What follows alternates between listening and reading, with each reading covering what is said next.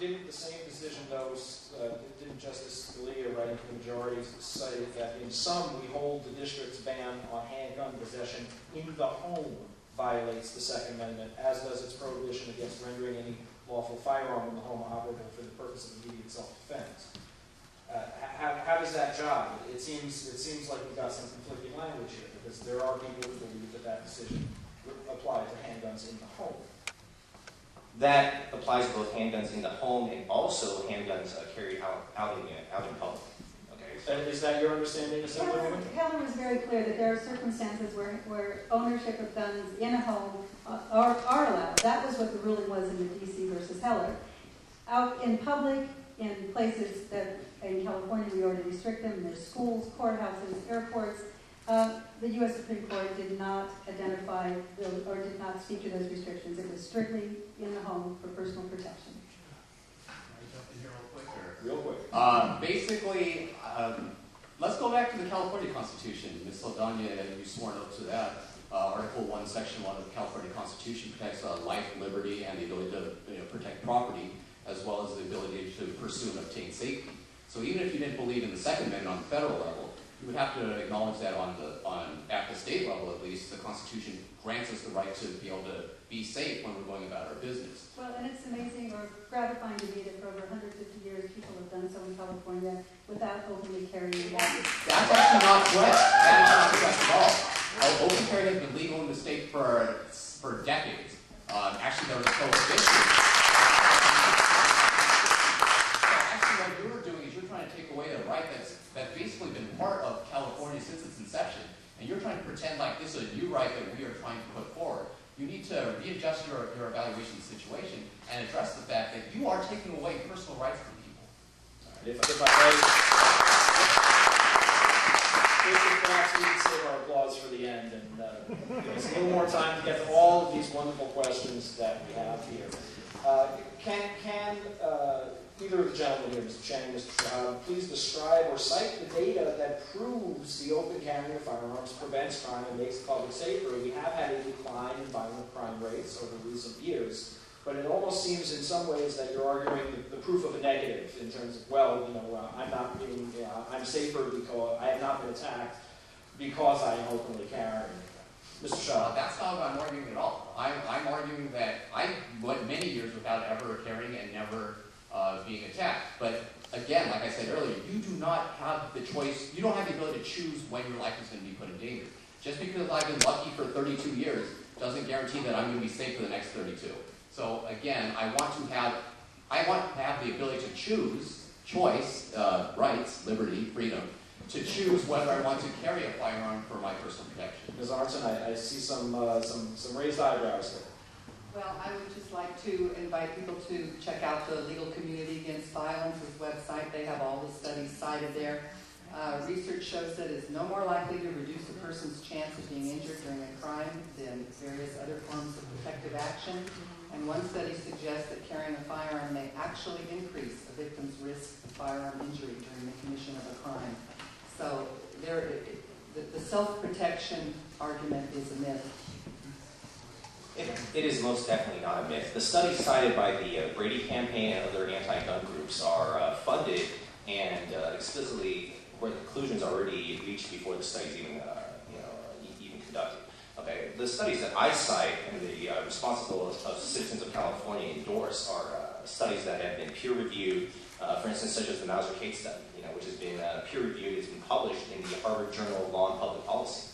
On volume 30, number 2, pages 649 to 694. And let me quote you directly from that study.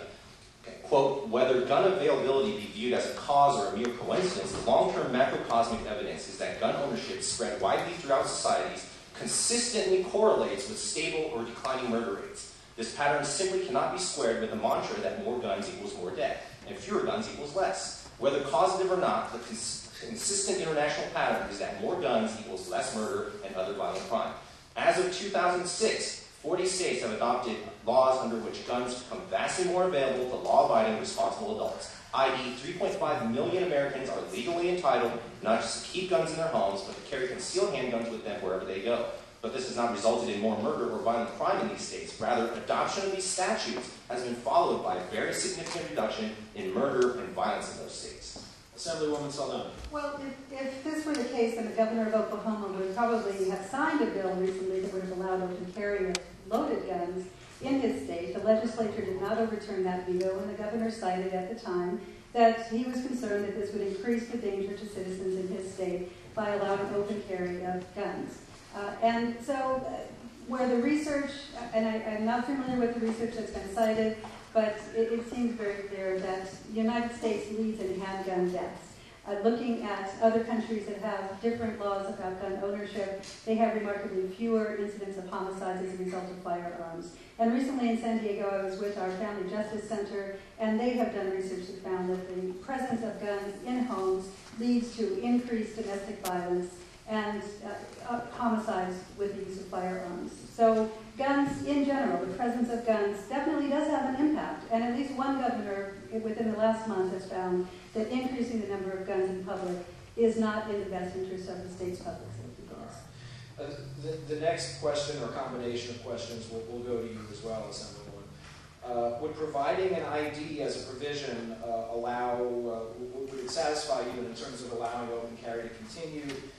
That is, if police cannot ask for ID under the current system, how does one know, or the police know, that the person does not have a record, especially whether they have a history of violent crime?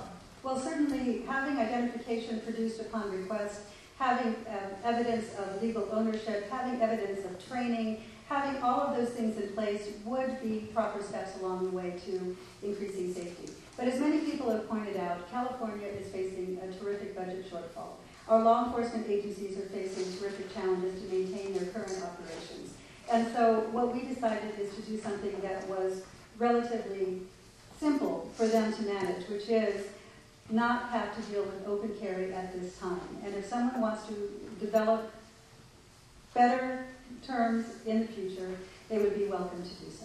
Mr. Shahab. I'd like to point out that when I first heard that Ms. Saldana was considering introducing legislation to ban open carry in the state of California, I did reach out to her office numerous times. I spoke to a number of people in there, and I was told that she would be glad to speak with me about the legislation before she actually introduced it. Unfortunately, I never got called back.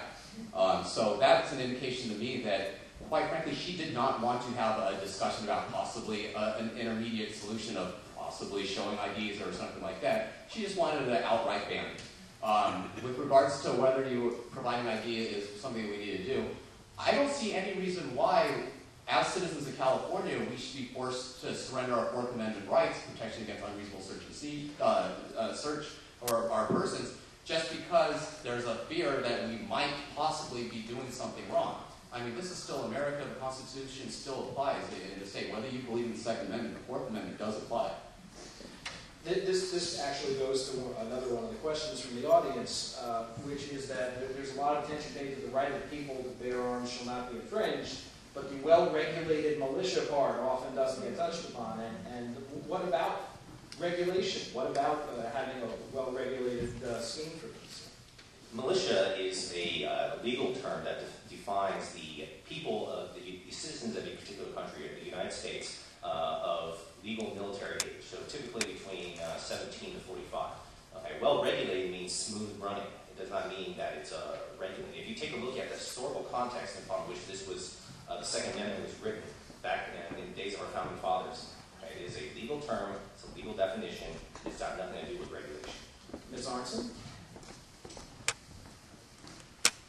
To me, the well-regulated militia, of course, into the Brady campaign means regulating what they do and the weapons they use and how they do it. The Supreme Court left open the ability for